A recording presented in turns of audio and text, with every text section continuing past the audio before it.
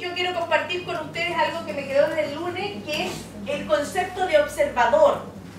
Y este concepto, que es una competencia para mirar en los procesos de aseguramiento de la calidad, hay que ser observador. Hay que ser observador de uno mismo, de la realidad institucional que tiene, del entorno, de qué me dicen, por dónde van, qué piensan mis colegas, porque yo podría estar en un modelo normativo donde lo que yo digo es lo que se hace y no escuchar a nadie y hacer solo lo que yo digo, ¿ya? Pero es como un sordo que va y quizás no escucha a nadie. El observador mira los mundos, ¿no es cierto? Mira las conversaciones públicas, privadas que hay en una institución, en una organización. Y el lenguaje, lo que hicimos hoy día, puede crear mundos y puede impactar a las personas. Hay actos o hay afirmaciones que pueden ser verdaderas cuando estamos en un proceso también de evaluación o algún análisis en una institución, pueden ser verdaderas como pueden ser falsas. Hay juicios que pueden ser fundados o infundados. Entonces, cuando usted evalúa lo que el otro le dice, usted tiene que pensar en esto: ¿es verdadero? ¿Es falso? A mi vista, ¿tiene fundamento el juicio o no tiene fundamento? Tengo que ponerme por qué el otro también pensó de esa forma, ¿ya? Que también es válido porque a lo mejor tenía parte de la realidad y no el cuadro completo. Una palabra tiene poder de transformar a las personas. Una palabra tiene poder de crear nuevas realidades.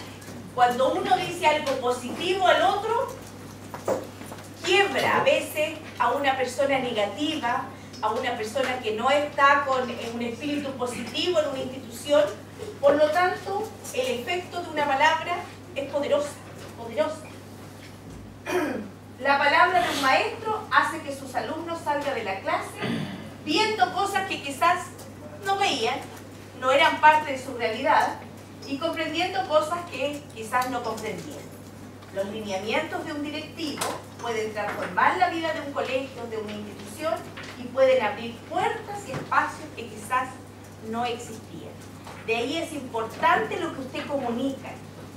Lo comunica con el lenguaje, lo que comunica con la postura, con cómo se dirige, con la sonrisa, con el saludo. Comunicamos a diario. Somos cartas abiertas, especialmente los que están dirigiendo instituciones o un grupo de instituciones. La persona que va a hablar con ustedes encuentra una puerta cerrada o encuentra un espacio abierto de diálogo.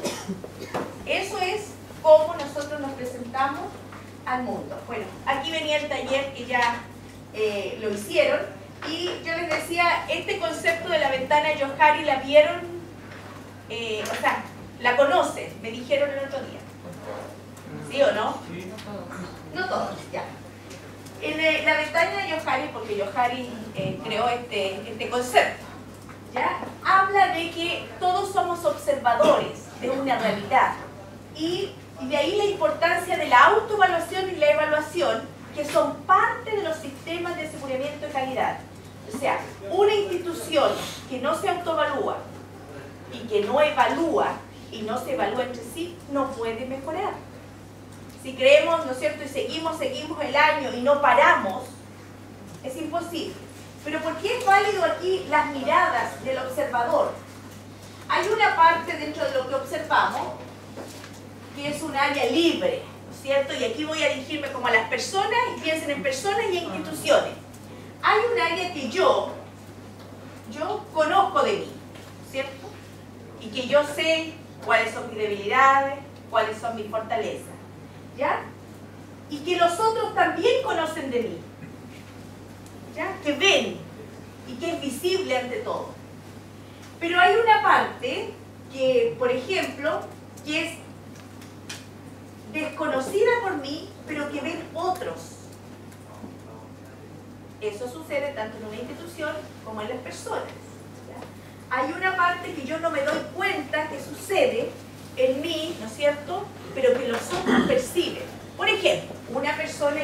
mal, duro, eso a lo mejor yo no me doy cuenta. Pero los otros dicen, ¿sabes qué? Fuiste muy dura. ¿Ya? Y eso lo ve el otro. Sí, le digo yo, fui dura, no me di cuenta. Hay una parte, y por eso debo ser retroalimentado por otro, porque yo no soy consciente de eso. Hay otra parte que es desconocida y que muchas veces no evaluamos. Y hay una parte que es conocida solo por mí, que está en el fuero interno, que yo sé cuáles son mis debilidades y que los otros quizás no las ven. Por eso es importante la autoevaluación del trabajo, de mi vida personal, de mi vida espiritual, de lo que yo hago. Aquí hay una cosa íntima que solo lo sé yo y obviamente Dios, ¿no es cierto? Pero que los demás no lo ven. Y ahí entra el proceso de autoevaluación. En eso que es desconocido por mí, a lo mejor ahí hay una evaluación externa donde me evalúan otros, ¿ya? Y ven cosas que también para mí eran desconocidas. Y Johari menciona que es importante evaluaciones tanto personales como institucionales, de personas como institucionales, en 360 grados. ¿Se entiende ese concepto para todos? Sí. Evaluación en 360 grados. Sí. Sí, ¿no es cierto? Completa. ¿Qué está evaluando? Me autoevalúo, me evalúa el que es mi jefe, me evalúa mi subalterno, mis pares. ¿Ya? Eso es en una evaluación personal. Pero en la institución, ¿quién evalúa?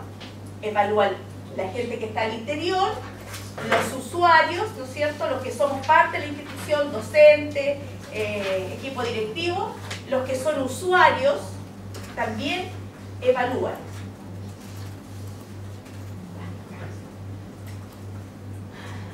Cuando nos miramos, bueno, evaluamos acciones, ya vimos esto, conductuales. Y aquí tengo algo sobre los juicios y el arte de retroalimentar. Dice, intercambiar juicios, particularmente cuando estos son críticos, no es una cosa fácil. ¿Ya? Nuestra primera reacción suele ser defensiva. Resistimos la crítica. ¿Ya? Es algo como medio natural del ser humano. Nos sentimos cuestionados como personas, porque pareciera que a mí me están diciendo, a mí no solo mis acciones. El concepto de evaluación por competencia intenta que se evalúe la acción, no a la persona. ¿Ya? No podemos evitar a veces sentirnos ofendidos, avergonzados. Si la posibilidad de conversar sobre esta insuficiencia está limitada, limitaremos también nuestra capacidad de innovar o de mejorar. Si nosotros resistimos a esto, tanto como directivos lo esquivamos o como evaluados nos resistimos, tenemos menos posibilidades de mejorar. Todo ello redunda evidentemente en la efectividad de la labor educativa al interior de las instituciones en que trabajamos. Este aprendizaje de tener un feedback, una retroalimentación, una evaluación tanto de la institución como de las personas, tiene dos facetas. Y a veces la manera como uno se acostumbra a entregar. Dada la forma como entregamos, no es de extrañar que las personas que nos escuchan reaccionen como lo hacen. A veces exponemos esto de tan mala forma que obviamente la reacción como es del otro, pésima. Esa es la parte desconocida que tenemos nosotros. Claro, y que nos aflora a veces en un proceso como este. ¿Ya? Pero lo hacemos mal. Una retroalimentación es un arte que se tiene que hacer con un trabajo personal, cuidando a la persona, siempre cuidando a la persona. Dada la manera, y ahora poniéndonos en el otro lugar de los evaluados, dice, dada la manera como reaccionamos cuando recibimos juicios críticos, no es de extrañar que muchas personas prefieran no entregarlos. Entonces nosotros estamos en un lugar que cuando lo entregamos y lo entregamos mal, el otro obviamente va a reaccionar mal.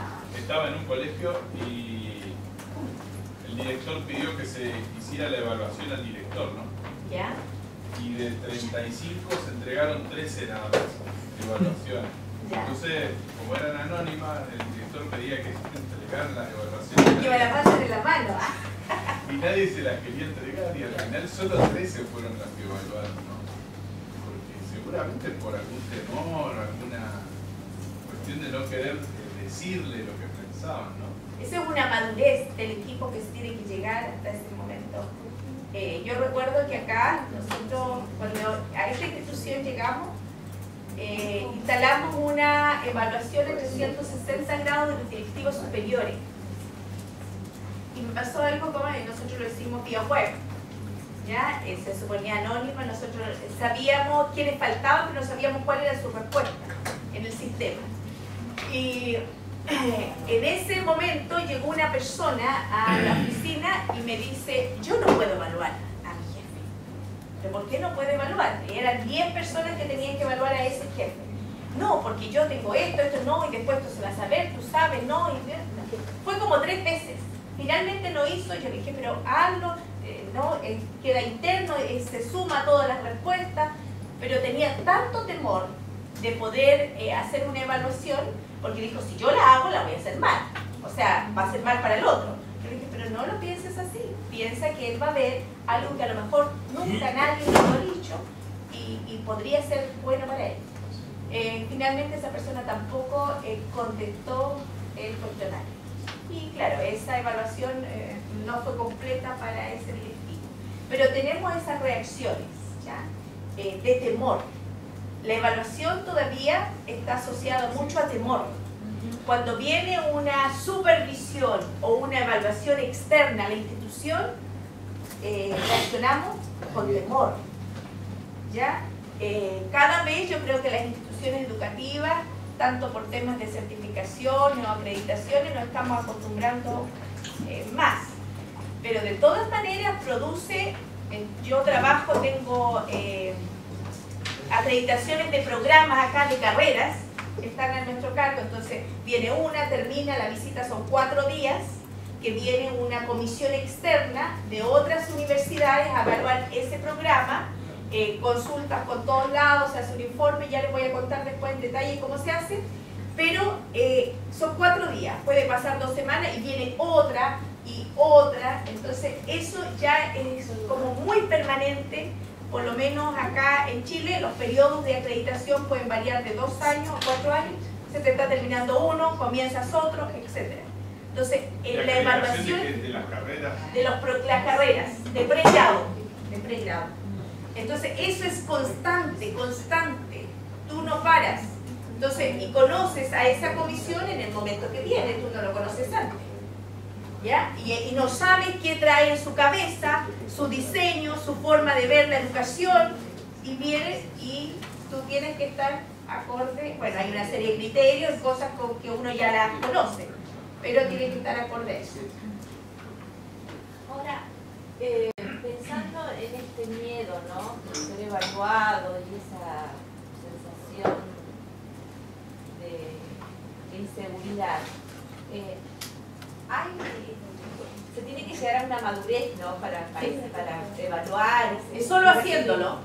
Solo haciéndolo. O sea, eso es haciéndolo. O sea, no hay algunas herramientas que son para el desarrollo de competencias conductuales, que trabajan más la psicología, etcétera, pero la práctica es la que va produciendo la madurez. O sea, la exposición hasta... Claro, la exposición y que se vaya produciendo el respeto, la forma de cómo enfrentarlo, el trabajo en equipo, en conjunto, el ayudarnos, el colaborarnos, el no ver la evaluación como algo que es solo para despedir, para sacar a alguien, para eliminar un programa, etc. La evaluación es para que mejore.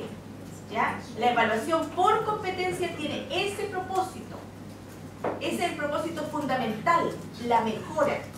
Quizás evaluar primero en equipo, ¿no?, individualmente, no sé. No sé cómo es la experiencia de evaluación docente en sus países. ¿Cómo está y cómo está el nivel de la iglesia en Brasil, por ejemplo?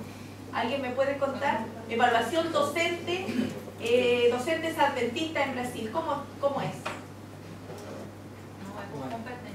No es por competencia. competencia. E também cada campo tem o seu modelo Aparte. de avaliação, de forma de Ya. docente. Y tiene el concepto de la mejora asociada a la evaluación, o está el modelo antiguo todavía, que es para saber si sigue o no sigue. Então, professora, eu entendo que, por exemplo, na minha realidade, ainda é muito forte avaliar. Então, estou com medo porque eu vou ser demitida. Está criando provas para Prueba. me demitir lá no futuro, né? Porque eu nunca fui avaliada assim. Então, por que que agora tem que fazer feedback, registrar, acompanhar?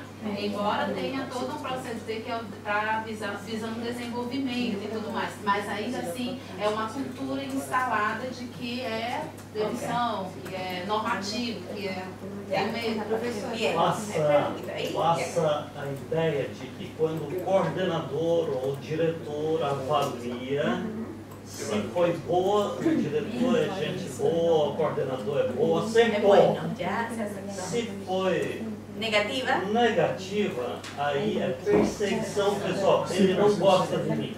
Sim. Ya. Mais ou menos isso.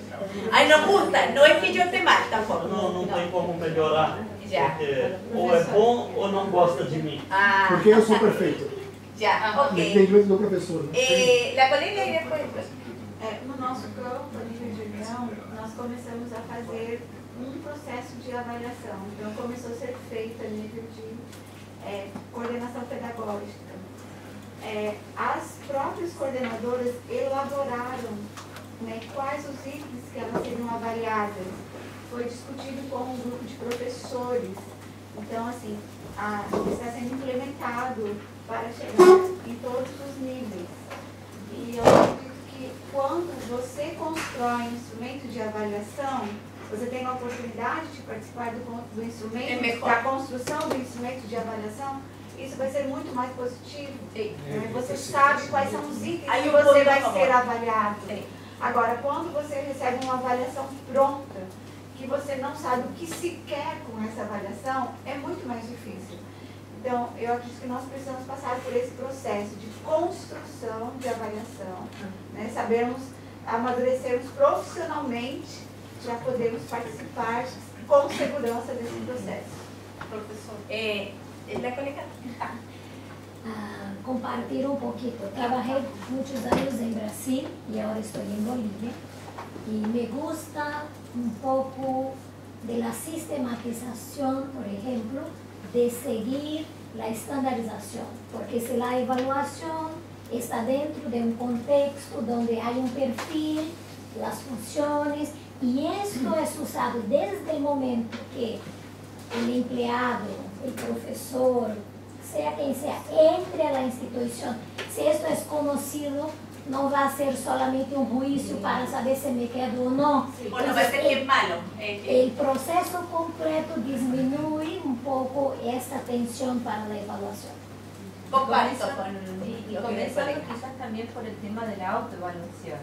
Así quizás como hicimos el ejercicio Sí. nosotros.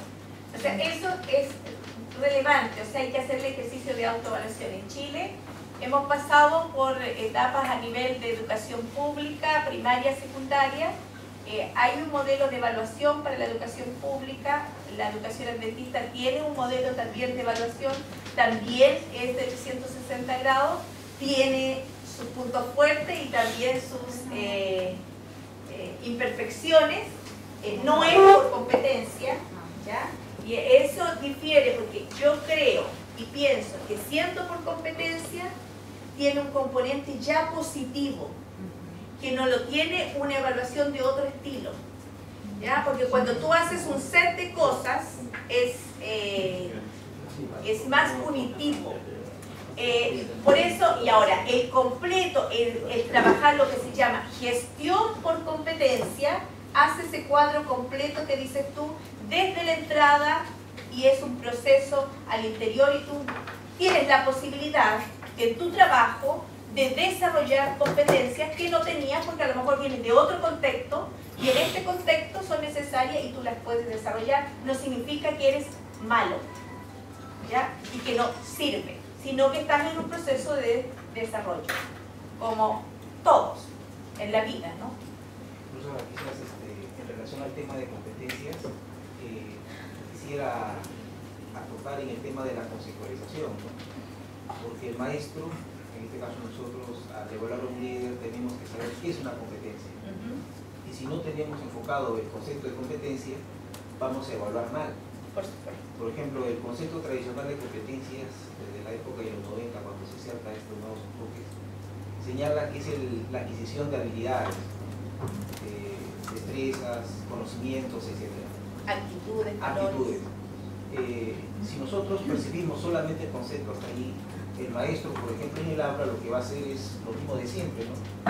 Solamente enseñar habilidades, enseñar destrezas, enseñar actitudes, pero eso no es el propósito de la competencia. La competencia es la experiencia. Entonces, si nosotros partimos de ese concepto, lo que vamos a evaluar en el líder son habilidades, son destrezas, son actitudes, pero eso no lo hace una persona competente. ¿Por qué?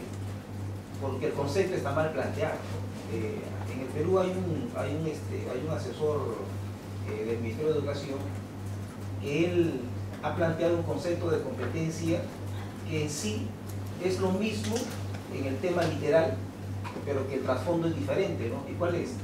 Él señala que la competencia no es la adquisición de habilidades, actitudes y destrezas propiamente, sino que la competencia es la capacidad para resolver problemas, poniendo en uso las habilidades, destrezas y actitudes. Entonces, a veces hay líderes que tienen habilidades, pero no son competentes.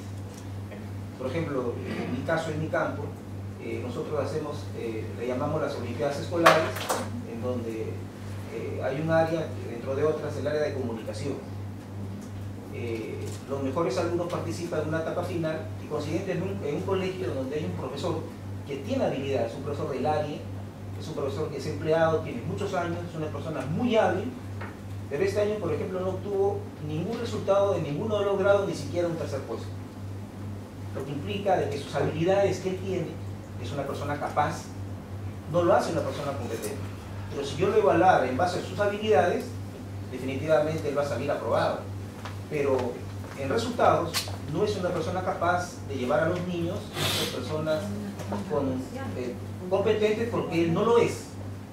Entonces, yo quisiera aportar eso porque nosotros vamos a aterrizar ese concepto en la mente de los maestros, y los maestros van a ir al aula y van a hacer lo mismo, ¿no?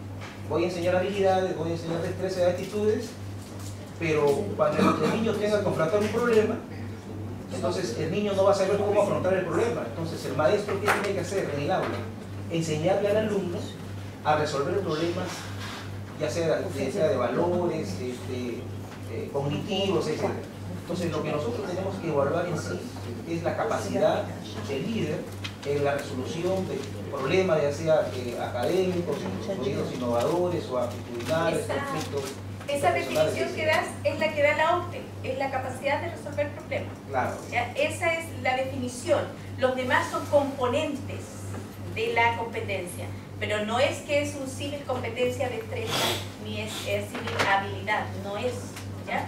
Es la capacidad de desarrollo, porque es un constructo, es un concepto que se ha definido de varios otros. Cuando hablamos de competencia, recordemos que esto es un concepto nuevo, ¿ya? Y que se armó en base a varios elementos.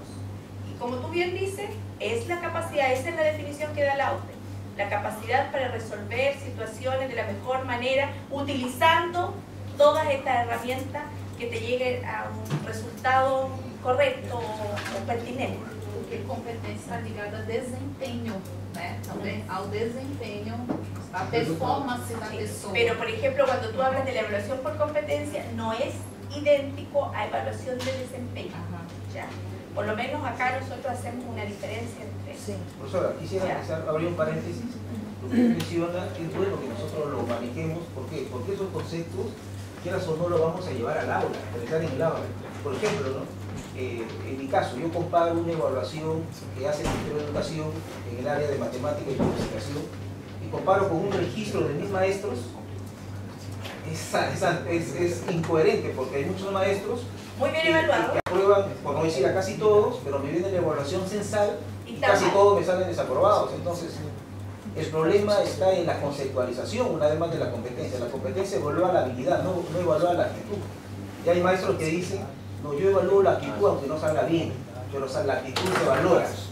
Claro, la actitud puede tener un peso, pero yo tengo que evaluar la habilidad, si es capaz este alumno es o que se hay aprendió o una no. confusión. Ahí yo Entonces, creo que ese es el cuando tú el- estás evaluando temas académicos, de temas duros, no puedes confundir esos temas. Ahora, lo que yo le estoy hablando es una evaluación de personas por competencia. Pero cuando tú bajas este concepto a lo que es un currículum por competencia, yo no sé si las evaluaciones que hace tu país está basada en un currículum por competencia, entonces ahí se produce un desfase, ¿ya? Pero que hay que hacer una buena aterrizada del concepto de evaluación de personas y del currículum por competencia, ¿ya? Tienen puntos de encuentro, pero no son lo mismo, ¿ya? Que ahí hay diferencia, porque ahí uno enseña en base a competencia. El currículum ya no son objetivos ni tareas, son otro tipo de aprendizaje. Trabaja aprendizaje esperado y una serie de otros elementos.